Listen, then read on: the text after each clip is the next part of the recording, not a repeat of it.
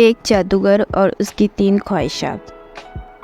ایک دفعہ کا ذکر ہے کہ ایک جادوگر رہتا تھا اور وہ بہت ہی طاقتور تھا اور وہ کسی بھی خواہش کو پورا کر سکتا تھا۔ ایک دن جادوگر کو ایک غریب لڑکا ملا۔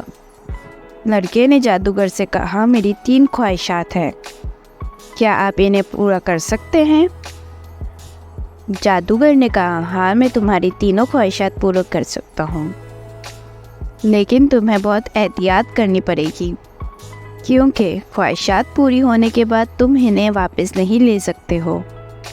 غریب لڑکے نے جادوگر کی بات مان لی اور اپنی پہلی خواہش ظاہر کی۔ لڑکے نے کہا، میں دنیا کا سب سے بڑا امیر آدمی بن جاؤں۔ جادوگر نے اپنا ہاتھ ہلایا اور لڑکا سونے اور چاندی سے بھرا ہوا ایک بڑے سے قصر میں کھڑا ہو گیا۔ یہ دیکھ کے تو لڑکا بہت خوش ہوا اور اس نے اپنی دوسری خواہش بھی ظاہر کی کہ میں دنیا کا سب سے خوبصورت شخص بن جاؤں۔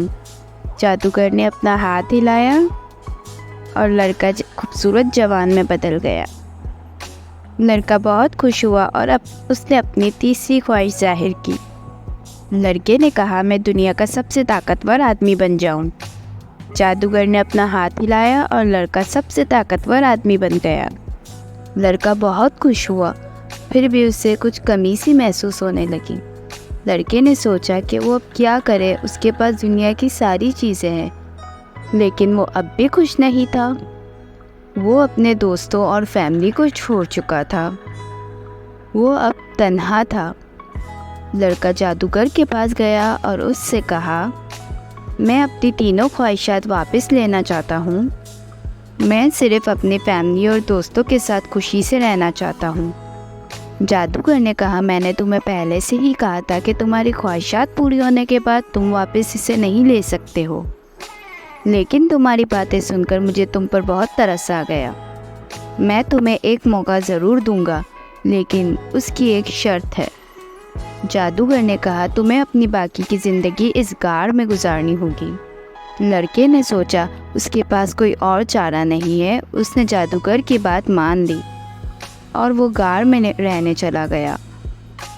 غار میں کھانے پینے کی ہر چیز موجود تھی، لیکن وہ اب بھی خوش نہیں تھا۔ وہ اپنی فیملی اور دوستوں کو بہت یاد کرتا تھا۔ لڑکے نے ایک دن غار میں ایک چھوٹی سی چمک دیکھی اور وہ اس چمک کی طرف گیا اور اسے ایک جادو کی چھڑی ملی۔ لڑکے نے چھڑی اٹھا لی۔ جب اس نے چھڑی کو ہلایا تو ایک روشنی سی پھیل گئی۔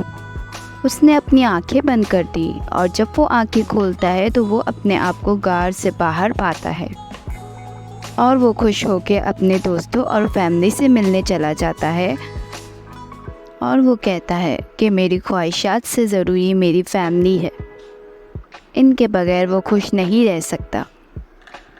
اس سے ہمیں کیا سبق ملتا ہے کہ ہمیں ایسی خواہش نہیں کرنی چاہیے جو ہمیں اپنے اپنوں سے دور کرے۔